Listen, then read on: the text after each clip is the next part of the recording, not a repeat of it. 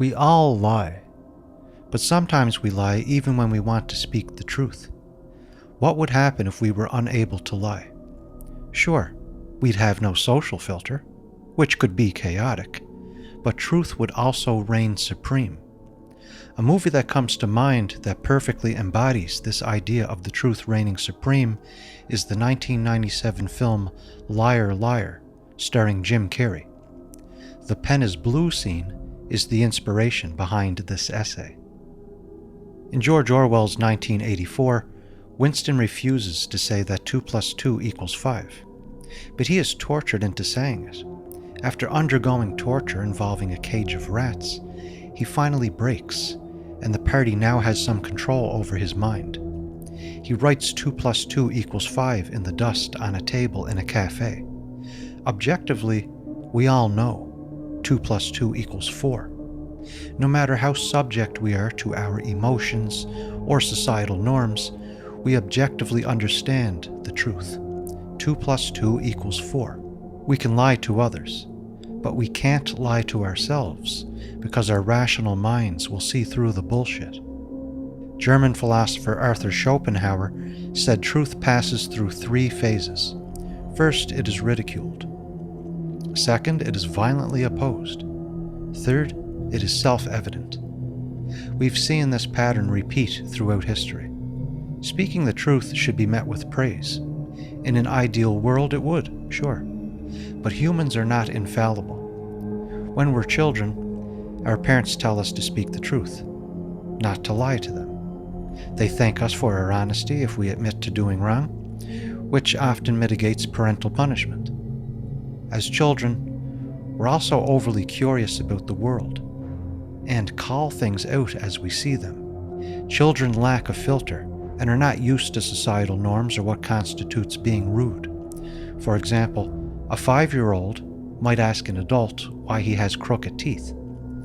If a parent is in earshot, they will correct their kid, telling him it's rude and not polite.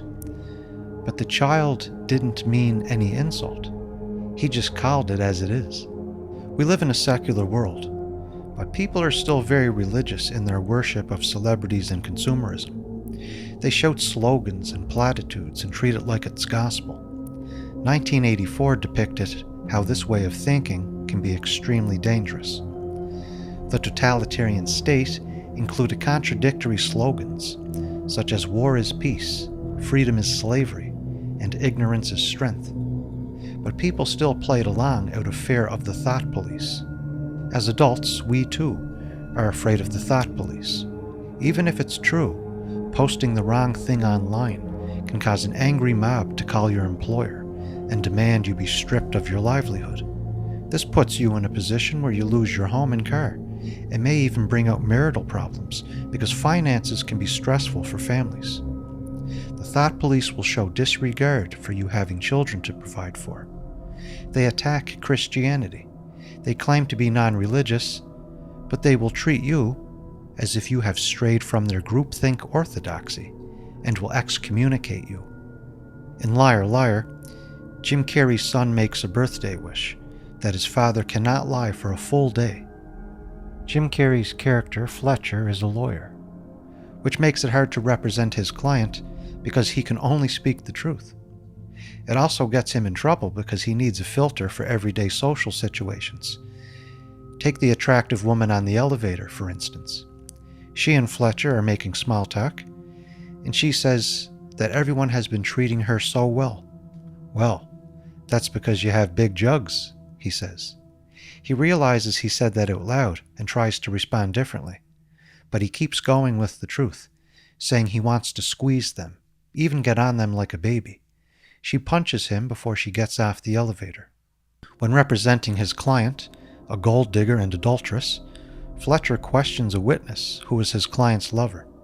Remember that Fletcher knows that his client is in the wrong, but his job is to give her the best representation possible, embellishing any of her good points and hiding her bad.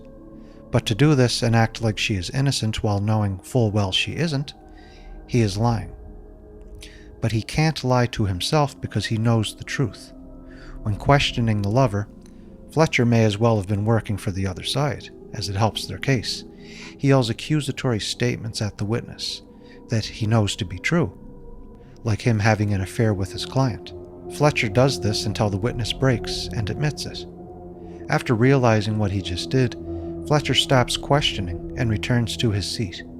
He just helped the opposing counsel, and they have no questions to ask. At one point in the film, Fletcher asks the judge to delay the proceedings. The judge asks him for his reason, and Fletcher, unable to lie, says it's because he can't lie. To delay it, he goes to the washroom and beats himself up, putting soap in his eyes and tearing at his clothing. He's escorted back to the courtroom, and the judge is told that someone beat him up. The judge asks what the man who beat him up looked like, and Fletcher, being unable to lie, describes a man who looks like himself. The judge says he has no problem delaying the proceedings, unless Fletcher thinks he is still okay with proceeding. Fletcher may be disheveled, and even have some minor bruising, but he's otherwise physically fine. So he reluctantly speaks the truth and says he's okay to continue. Fletcher's son's birthday wish was for his father not to be able to lie for 24 hours. So Fletcher would only need the judge to delay the proceedings for 1 day. Yet he cannot do this. Liar Liar is a comedy, and these scenes are pretty hilarious. Whether intentional or not, they're quite poignant, especially the scene with the blue pen. Fletcher goes to his office to practice lying. He's done it countless times before, so why can't he do it now? He takes out a blue pen and tries to call it red. He hangs on to the R sound, but that's all he can do. He tries writing it, but it's the same result. When the R word finally does come out, it's not red, but royal blue. He's frustrated and writhing around on the floor.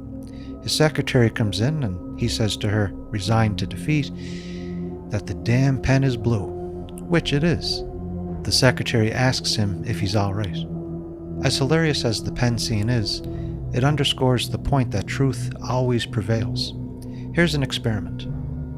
Put an orange on the table and call it an apple. It seems easy enough, and you can get the words out. Now, go up to someone with the orange and ask them if they would like to eat the apple.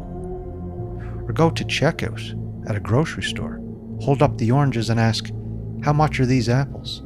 Go home and tell your kids to try some of those delicious apples. The grocery store clerk and your kids would give you a weird look, because you are not holding apples, you are holding oranges. At the same time, despite what you've been saying, you know very well that they are not apples. You know they are oranges. You may even stumble with this experiment and call the oranges oranges. We can extrapolate this simple experiment to a macro level and apply it to the real world, where we're told we're being hateful simply for speaking the truth. Sometimes we have to confront the reality of the situation and look at ourselves objectively, and we may not always like what we see. Fletcher is arguing with his wife about needing to spend more time with his son.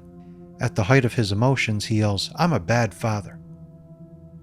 This surprises him, but it's a freeing act. He knows what he says is true, inspiring him to do better. Liar Liar has a happy ending. We can learn invaluable lessons from Liar Liar while having a good laugh.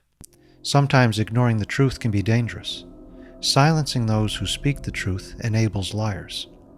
Lying is a trait found in psychopathy, and we certainly don't want psychopaths ruling the world.